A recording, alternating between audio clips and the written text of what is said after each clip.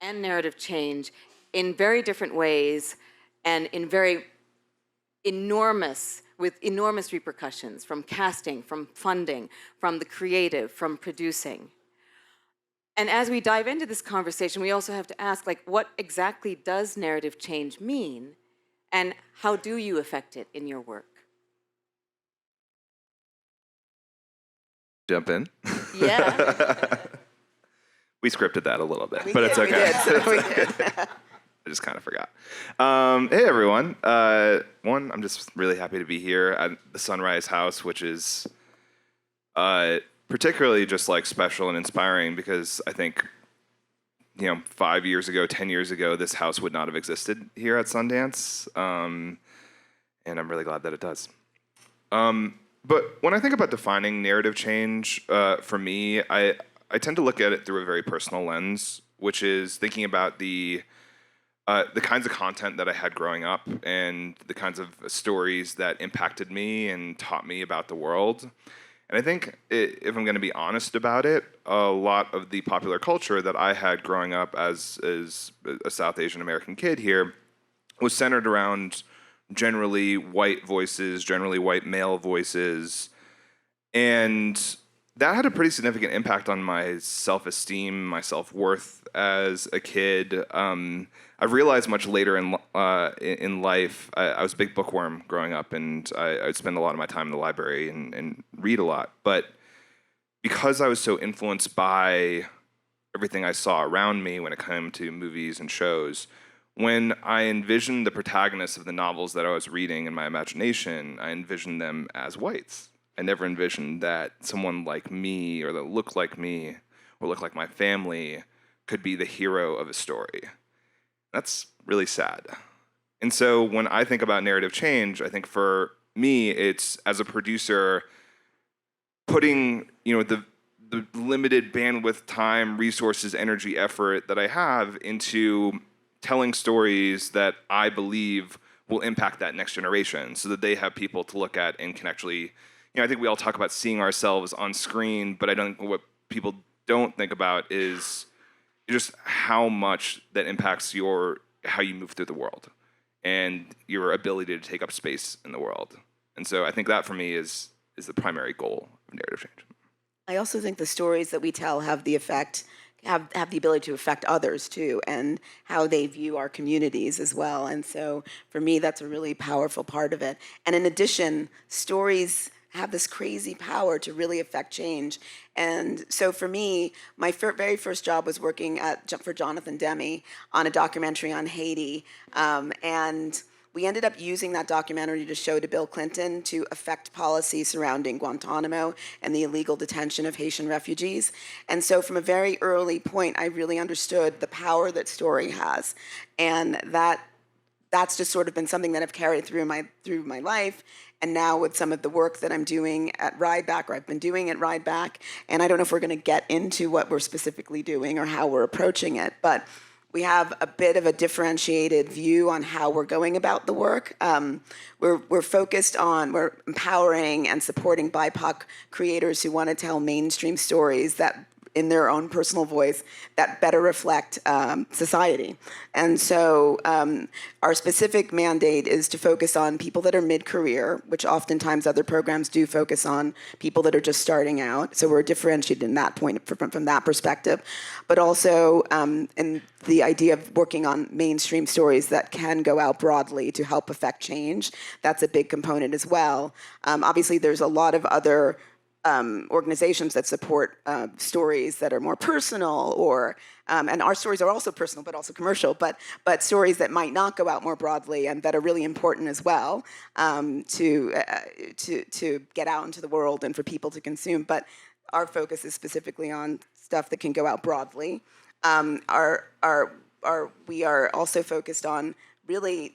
In the program, we have fellows and residents. It's a year-long program, developing a new story or piece of content that they want to make that we can help get out into the world. And the idea is really to take the risk associated that studios view as risky, the development process. That's where people are meant to put in money. And you don't know, okay, this could either be good, it could be bad. So we're sort of taking on that risk in the sort of pipeline and creating a pipeline of talent. I know I only just met you and Rishi 5 minutes ago, but so much of what you're saying really resonates with me from being a bookworm and not seeing yourself, and from working in a broad space where you're supplying content and creating content for broader audiences. And when I think about narrative change, I start sort of examining the question itself. I mean, who is controlling the narrative? And how are we defining this narrative? I mean, that was really what got me, like, really kind of thinking a lot about this very late last night. And when you think about it, the existing defining narrative that is out there right now, like, is it really taking into account all of our narratives? And if it's not doing that, it's not telling a whole story. So a lot of what I try to do on a daily basis is sort of bring myself into what I'm doing as we're working in sometimes a broader space and wanting to bring rich stories into that space, and sort of like bringing like all of that of myself into that workplace. Now, I'm just going to encourage everyone to hold the mic up so you can hear. Sorry. And Kashif, I want you to jump in as well. But something that's occurred to me as you've been talking, now we're in this kind of pivotal moment. We're in a portal moment at the beginning of this year, coming off the heels of a year full of uncertainty. Like, we do have to be realistic about the possibilities for narrative change. We had the strikes, which went on for months and months. We had the recession within the industry, the cutbacks, the layoffs, the elimination of DEI units and roles. And so when you talk about the importance of, like, if you can see it, then you can be it. Like, Rishi, when you were a kid, I remember when I was a kid, I had no role models to look for having brown people on screen. I mean, there was maybe Persis Kambata in Star Trek. But there wasn't much that I could look to that would inspire me. And that's why I think houses like this are so important, is because they show people that we are here and that our stories matter. But thinking about this pivotal portal moment and also the uncertainty that we're coming from, like, where can we see ourselves going? Yeah. First of all, thank you so much for having me. I'm thrilled to be here. It's always a little interesting for me to be on panels like this because I kind of sit outside of the sort of the entertainment world. I work primarily sort of in philanthropy. And so one of the things that I've been thinking a lot about is, obviously the uncertainty that you're referencing is very real. But I think a lot about our work. So I co-founded and run an organization called the Pillars Fund, which is supporting Muslim communities around the country. We have an entire program that we launched with Riz Ahmed and Rami Youssef and Sana Amanat and a few others that is sort of finding the next sort of generation of Muslim voices to be able to tell their stories. Partly because, you know, it's not just the narrative truth that you reference is so true, is because it's not just sort of combating this sort of like false narrative. It's also sort of empowering and telling the stories of the communities that we come from, which is, that's so sort of diverse around sort of racial lines, gender lines, sexuality, all of these different spaces. And so to your question, I think the thing that I think a lot about is I've been really inspired by Ava DuVernay's Origin. I was able to go to be at the New York premiere of it. And I think what she sort of really figured out is sort of leveraging outside sources of financing, which is, I know, just one part of sort of the equation. But I do think that what's happening right now is that there are sort of creative ways to think about to get our stories out into the world. And I think we need to really start thinking a lot more about that. There are, people like Mackenzie Scott, for example, who has sort of primarily been giving to like nonprofit organizations billions of dollars. But I do think that there's opportunities right now to talk about the ways in which narratives like shape all of the work that's happening in the civic sector. We're talking, like my work is sort of spans not just in the entertainment space, but we're also doing a lot of work around election in voting for 2024, which is, I don't know if you guys know, a very scary election. But these things work together. And I think that it's really important for us to think about ways in which like we can kind of think outside of the box a little bit, because what we're seeing, it's not to be pessimistic. What we're seeing is sort of this this real far right wing attack on diversity and inclusion in general. Don't get it twisted. It's not just about sort of, the sort of pressure of getting Claudine Gay fired from Harvard was sort of like just the beginning of, I think, of this domino effect. And I don't say that to be negative. I say that because this is a moment for us to organize and actually think about our in different ways. And so that's how we've been thinking about it. Even spending, a lot of my time has been spent working with a lot of Muslim, tech leaders, who have a lot of resources, but aren't in rooms like this. But I think would be the one thing that Hollywood, I think, has is that people are generally enamored by these stories. They want, it's like, whether it be celebrities, whether it be these stories, they want to see themselves in some ways. And so these stories, or these people that I'm meeting with, they're very excited to sort of think about ways to engage. And so that to me is what excites me about the year, even though it's not to be Pollyannish. I am obviously worried, but I do think that I believe in our resilience, deeply. I mean, I'm going to ask a question, sorry. But I'm sort of curious because, it's amazing what Ava has been able to do with Origin. But for many of the filmmakers here, they don't, she's Ava.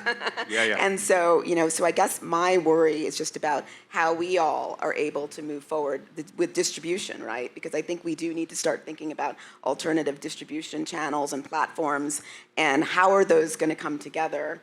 How are we going to organize to make those things a reality so that our stories really can get out there if it does come to pass that other people aren't making them in? Question, sorry. That was a question. I could just add to that a little bit.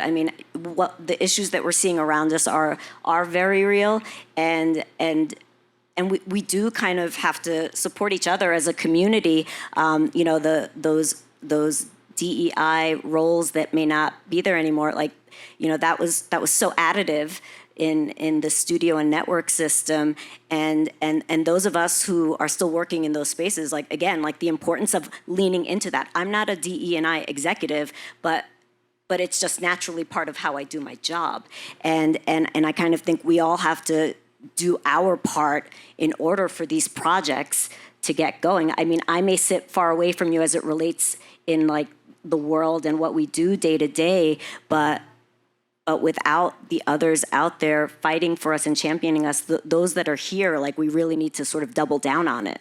And Claudia, I'd love for you, because when we were talking in advance of this, you were mentioning some of the initiatives that you lead. And I think it would be great for people to hear about specific ways in which we are building allies, in which we are changing the ways that narratives get out there. Yeah, here's the thing.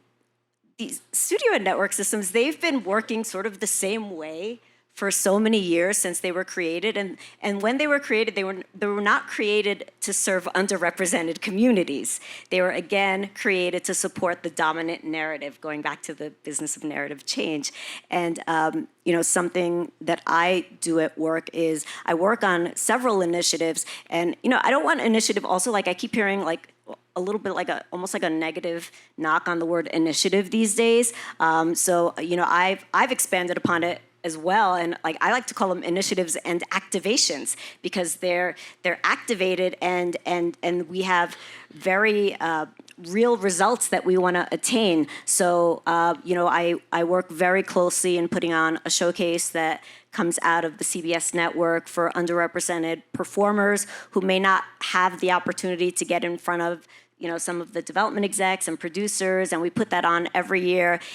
We do it for the whole company too. So it comes out of the CBS Entertainment division, but it is for all of Paramount Global. And that's something that even predates me, and we continue to do that every year. We're doing our next one on February 1st.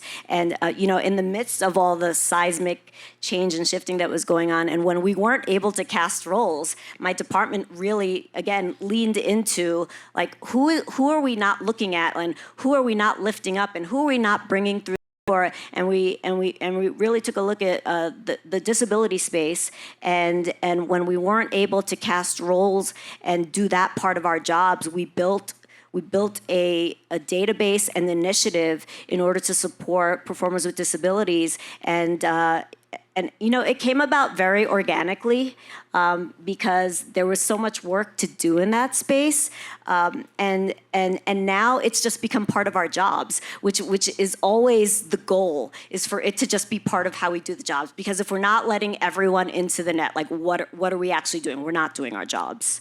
So those are just a few of the programs that my team and I are working with. Yeah.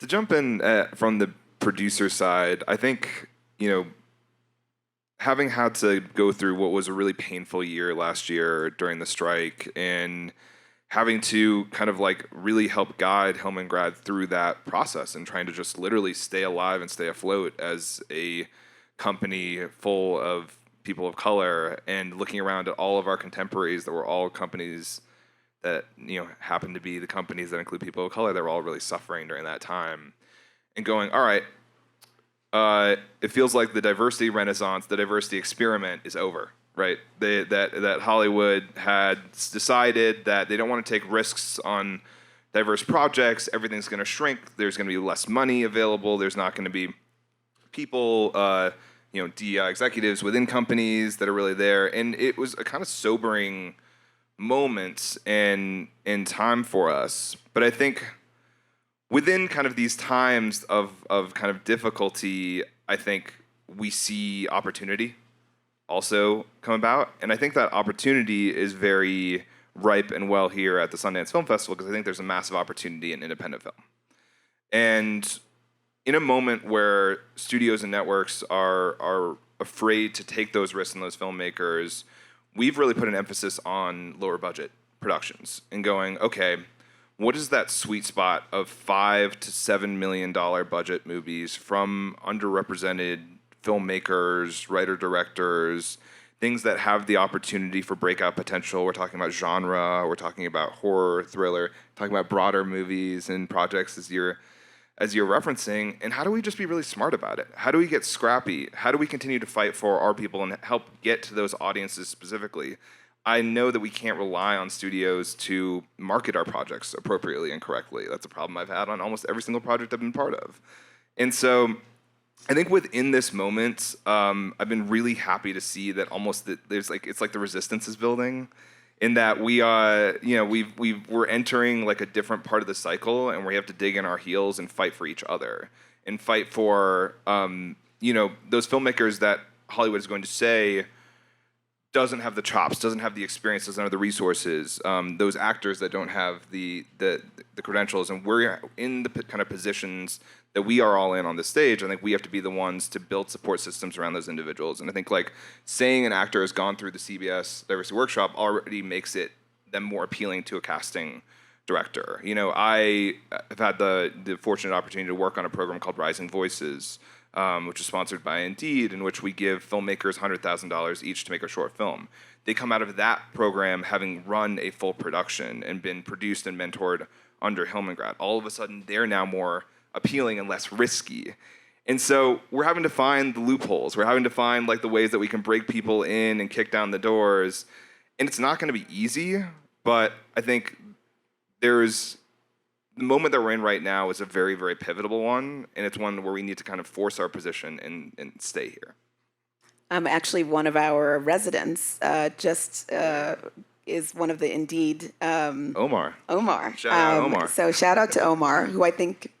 There he is. All right. There's Omar. One of our residents has gotten that, which is amazing. And so what we're really focused on as well is about building community, because part of it is like, oftentimes we're all working separately in these sort of small silos, and also silos across, across different organizations. So, for example, we did an executive event with CAPE and NALEAP and MPAC and Storyline Partners to bring together all the diverse executives in Hollywood and to do a panel about how do we, navigate this moment, which was really important because also a lot of us don't know who everyone else is. So part of bringing together community and getting people to sort of because that's one of the things is we don't have enough diverse execs, as we all know. So making sure we maintain the people we have and try to keep adding it is a really important thing. And so doing these executive events is really critical, as well as creating community. So we had over 400 people apply to the fellowship program, and we picked 5 fellows, each of whom get up 50 grand for the year, and up to 25 grand to option IP, because as we know, IP is important, and or create visual proof of concepts. So, and then we also have 10 residents who each get $10,000 as well, and a whole year-long curriculum of development through sort of a Pixar brain trust kind of model where they're working with showrunners to develop both TV. We're doing TV and film. So we're trying to create this community. So in addition to these 15 people, we also selected 200 people who are in our circle, which is a larger community of folks who are doing, curriculum for those folks. But it's actually been so cool to see how everyone's connected and are doing things together, and how much people really craved that community. Well, there's also so much intersectionality in all of our spaces. There, I mean, I went to that event; it was amazing. And, I did too. and just there's something about harnessing the power of all of our underrepresented communities. Like, we're not in competition with one another; we're each other's partners out here. Well, it's very hard to foster that abundance mindset, especially when you are from those communities that have been historically marginalized, because your truths are so threatening to those who are in positions of power. So I'm curious, on a personal level, how do y'all find the tenacity and the joy in what you do? I mean, I think about it like it's like one thing that's always interesting about communities of color is like we don't really have a choice. The work that we do is sort of so, it's like when you were talking about that representation that you didn't see, like I think about this all the time. Like when I was, like, my parents are immigrants from Pakistan, and I grew up in Cincinnati, Ohio, and there was like so many things. Like I learned about what prom was from like a Full House episode. Like I didn't actually know what prom was, and I'm really glad I did, because I would have seemed like if I went to school, I'd been like, I don't even know what this thing is. And so I really think about like how it's, to me, I'm completely, and I think so many of us are like totally shaped by the art and the culture that we consumed. And so for us, to me, like, regardless of what the obstacles might be, I think the joy will always be there, because I really do believe in this medium as a way to actually change the ways in which like this country can actually like fulfill the things that we should be doing. And so I think a lot about the way, like, even when I grew up, my activism really came in a post 9/11 world. I was an 18-year-old kid, Muslim kid from Ohio, and it shaped everything, because there was so many. It wasn't just that there was like these terrorist tropes. It was like the thing that was so frustrating was that like the tropes are not just about terrorism and national security. It's about, there's like such an abundance of like diverse voices within Muslim communities that people just don't hear about. Like you hear about like, how like, there's like this narrative about how we're very anti-LGBTQ and like we're all these things, and like there's some of the most incredible artists and amazing people I've met have been queer Muslims, like organizing within our communities. And so like for me, the thing that keeps me going is like I feel like I am a part of this like really incredible community, and I kind of just want to show the world like the abundance of talent and all the stories that have to be told. So that's what keeps me going. I think that there's I don't think I have a choice, but beyond that, I think that I really believe that all of us, like if our work continues to happen, this country will be a dramatically different place for the better in the next 50, 100 years. We may not see it in our lifetime, but I really do believe that. Yes. Well, it reminds me of something that a friend of mine said when I was feeling particularly low, and it just seemed, I said to her, the bad guys always win. And she responded, but the storytellers also win. And what y'all are talking about is how to support storytellers. And I'm hearing community, financial resourcing, but going back to like, how do you find the tenacity to do what you do when the forces are so against that change? I mean, it's crazy because the job is so hard. Like, we get told no like 99 times out of 100, and there are days where it's like, maybe I should have gone to Wall Street. Like, I don't know. like maybe I should have done that. My But mother still asks me when I'm going to go to law school. right, totally. She's like, what do you do? Yeah. But it's so that when you get in the room with the community that you've made a piece of content for, all of a sudden it makes like the years and years and the pain and all of it so worthwhile. I think even in the past year, at Hillman Grad, remember we did a film called Shank and Dunk for Disney Plus with a filmmaker named Jing Yi Shao. And I remember being in a focus group screening for that movie with Disney, and we were so, worried because we didn't know how it was going to play, and we had been sitting in the edit for forever, and it was the first time a group of people were seeing it. And we got to that little focus group, and the sort of like, we were asking like, what was the one word that you would describe this film with? And there was an Asian American guy in the front row who raised his hand and just said, finally. And I think about that. I think about the portrayal of Harlem in 1001 and how many people have felt so seen by that and so seen by Tiana's performance. I think about Kokomo City and the Black trans experience and how much we never get to see the humanity and joy there, and so many people who have felt, again, that their community is finally being represented in a real way. And it's in those moments when we see those projects and all of that coming to fruition, it makes it worthwhile. It makes all of the many hours and the many tears feel like we're here for a reason. Jumping on that, I started in banking, so I don't recommend that.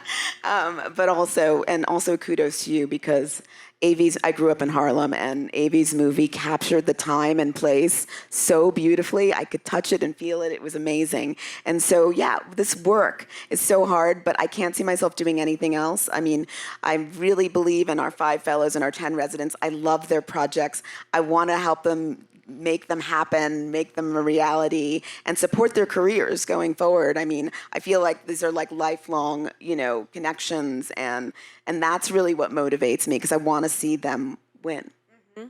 And what y'all are talking about so much is like how to encourage people to learn about the business of being creative, which is something that is not automatic. It's not something that's intuitive. It is something that you need to learn and acquire. You do need to learn. I mean, so part of the curriculum that we've been doing is, like I said, the brain trust things, where we're in sort of mini writers' rooms going through developing the projects, but also, once a month there's a practical speaker who comes in. Once it might be about short films or, budgeting, and then we also do once a month the studio executive, once a month a production company, so that people are also meeting all these people. So you're building your network as well, and with each other too, because that's we all know that's what matters, like who you know. Yeah, I mean, my greatest fear as an artist is that no one sees my work, and yet it is quite disheartening when you come to festivals like this and you see so much beautiful work, so much imagination, but as outside of the festival, how will they find their audience? I also feel like how great that they even exist, because what it takes just to get a piece of work made, like that is a win in itself. And again, I mean, I remember seeing Better Luck Tomorrow at this festival. Me too. And the feeling that I had coming out of that screening. I mean, it's kind of comparable to coming here to the Sunrise Collective. It's sort of that same internal feeling. It's kind of magical, and that's why we're all here, is to get the word out on something that we see that touches us. I tried to buy that film when I was an executive at Paramount Classics, and they all told me I was crazy, but I guess I was right. You weren't. No. Well, and that's the beauty of the Sunrise Collective, is that I think about all the young people, the budding creatives who will come here and see people like them and recognize that there is a community, there is support for that community, and there is a way to amplify that community. Yeah, I just want to say one thing about that, is that I think in our work, and rightfully we get so sort of focused on sort of like the output and the outcomes of our work and ensuring that we're effective and this and that. And I think that sometimes if we were able to just pause and realize the fact that this house exists, Sunrise House exists, you all are doing the work that you're doing. I think the world is already looking dramatically different than it did 20, 30 years ago. And I do think sometimes we, in these moments, in these really heady conversations, you need almost to take a step back and be like, holy shit, there's so much great art in the world that is being seen by more people than we could have imagined. Because it's not like a lot of this wasn't being made 20, 30 years ago. It's just there was no sort of outlet for it. And the fact that we have a long ways to go, I'm not saying that but I do think that, like, you know, just the fact that this conversation's happening, this house is existing, there's a Latinx house, Indigenous house, Muslim house, like here at Sundance. I mean, this is incredible. And we are beginning, well, obviously we're seeing such diverse stories where we're not either the model minority or the gangster or whatever. We're seeing a lot of rich, diverse stories being told, which is really, really exciting.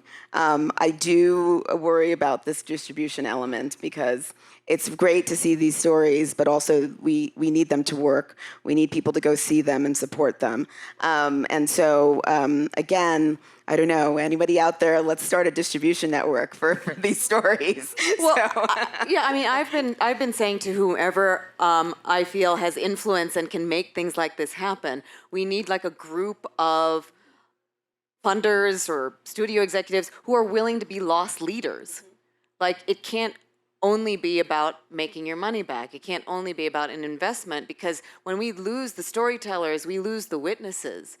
And we lose our historical and cultural context. And that I feel is just, that will take generations to undo that kind of damage that started happening in recent years. And so it's like, so we have about 10 minutes left. I want to make sure to have some action items and takeaways for the audience, because everyone here becomes an ambassador for the business of narrative change. So I'd like to spend our remaining time together talking about that. Like, what can people do? I'll just jump in. I mean, I think these times are again incredibly challenging, and I think it's incumbent upon all of us to sort of take that power and don't wait for someone to give you something. Go out and create your own opportunity and find your peers and be a part of this community here and outside. But I'm kind of done waiting. I think it's on us now to put our work out there and to use our relationships to get things seen and made. If I'm going to critique our community for a moment, I think a thing that I've noticed in terms of content coming out is that a lot of times our community doesn't show up for something until white people say it's good. Whoa. And I'm kind of tired of that. I'm kind of tired of people watching things and not screaming from the rooftops about them. I'm kind of tired of our community not showing up for each other. And I think there's also so many more intersectional stories to be told. I think about the fact that at Hillman Grad, I definitely want to be supporting more disabled stories. I want to be supporting more indigenous stories. I want to be supporting more Palestinian storytellers.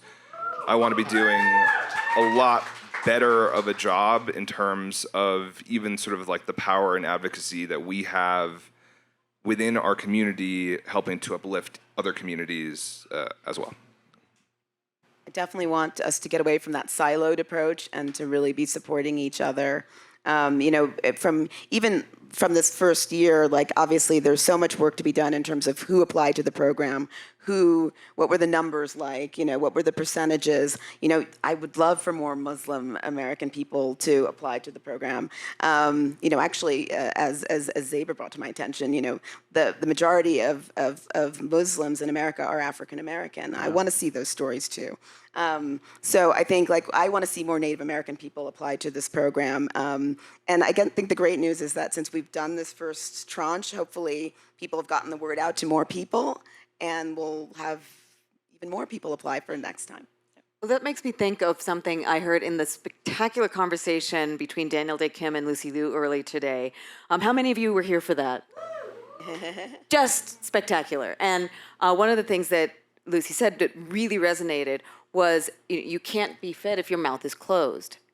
And I think about these programs that you've initiated and wanting more diverse applicants and from specific communities. So much of it is you can't expect people to find you. Yeah. So how do you find them? Like, how do you do that outreach? So I want to say two things about that real quick. I'm really glad that you said that. It's because I was really like, our first fellowship class, well, I was really proud of it, but it wasn't perfect. I mean, I think we needed to do a better job of doing outreach into the communities that we were talking about. But I think that, but to your point, I think what's really, really important in the ways in which we were able to do that is we have a long, like, decade-long history of like building authentic relationships with like a lot of different communities. And I think that, like, to your point, it's not just sort of, I think it's not just sort of showing up, it's also like building like non-transactional relationships with like lots of different like people in this room. And I think about that so frequently because of what's happening in this moment right now, of like how many Palestinian voices have been silenced. They have no, like it is sort of a, like I know someone who's lost over 30 family members in Gaza. And so, and the fact that there is still sort of this like ability to kind of maybe not want to say that out loud, of fear of repercussion, et cetera. I think to me, this is about sort of building like real, like I know the people who have sort of really come to us in the last couple of months, and I'm not Palestinian, by the way, but I have a lot of Palestinian people on staff, and I was actually spent time there, all of these things. And it's so important because I know the people who've sort of authentically sort of called and showed up, and no one always has the answers to these really difficult questions, but I think you always remember the ones that are there for you. You always remember the ones that show up, and I think that that's what I mean by like really sort of building those relationships and showing up for people. And I'm not saying I've always done it well and perfectly, and I think that we all, like I think if we all sort of take a moment, we can do more ourselves, and not just sort of say we need to show up, but also what are the ways that we can do that. So I really appreciate that sentiment, because I do think that we need to be showing up for all of these like incredible stories that are being told. The thing that I always think about, and you all will know this better than I do, because again, I'm not in this space, but sort of that movie, The Sound of Freedom, the what was happening, like the galvanizing amongst like Middle America and the ways in which they were sort of doing that. Like at some point, like that, like you were just watching that and being like, holy hell, like there's like a lot of, and there was like strategies that were sort of incorporated that were sort of getting people out there. And so it's not that we can't do things like that. It's, I think we can actually learn a lot from the far right in the ways in which they organize. Can you say more about that? I mean, look at I've always used this example, look at the Daily Wire. Like, I think the Daily Wire, I mean, if you look at, I don't want to get on this whole thing because this isn't what the conversation's about, but and we only have 3 minutes. Okay, well, I will just say is that I think they're just more, my assessment as someone that sort of spent time sort of understanding these movements is that they're just more willing to take risks and sort of be like, oh, like, I think there's just more willing to be like, this is interesting, we'll put in like $100 million into like Ben Shapiro and the Daily Wire to create content online because we see YouTube as a way to sort of, put out information. It's scary stuff, but I do think that there's lessons that we can learn and ways that we can galvanize and sort of organize amongst the things that we want to tell. So yes, and on that note, it's also about intervening young. Yes, before absolutely. Behaviors and conditioning become ingrained, because that is also something that those who oppose a society in which people inherently belong, who oppose seeing others as human, that's where they succeed, in intervening young. So I think it's also about reaching the young people and making sure that stories do get amplified that will resonate with people. So in our final 2 minutes, I would love to hear from others, like what are some action items, takeaways that we can leave the audience with? In the spirit of shouting out filmmakers and other projects in this festival, I saw a movie called Dee Dee last night that I loved and I thought so spoke to a very specific experience. And so an action item for me would be for everyone to go see that and shout about it. Yeah, I agree. Like that, I love the movie too. And again, we should be supporting each other, forming communities, and supporting the films and projects and TV shows that we all make, because I think it will make a real difference. Because that's what the right wing do. They say do this, and everyone supports it, and then it gets amplified. And so I think that's one of the things. And also we need the investing community to really support some of these initiatives, because there are companies like A24, when they started, they weren't making a profit. Mm-hmm. So we need investors to be investing in our businesses as well. I think it's important also to wake up every day and be a little hopeful and a little optimistic amidst all of what we're seeing happening around us, and think about, I may not be able to change it all myself from where I sit, but what can I do with what I touch every day? And I would encourage you all to ask that of yourselves. And that is a beautiful note to end on. So tomorrow, please come back. Dee Dee was mentioned a couple of times. And tomorrow, I believe we're going to be celebrating Sean Wang, the filmmaker, correct? Cool. Tomorrow afternoon. So please come back for the programming. Stick around for the panels coming up. Thank you all so much for listening. Thank you so much to our incredible panel. Thank you, Tanya. Thank you, thank you, thank you. So support artists, support the storytellers, and be brave. Thank you. Thank you to Procter & Gamble.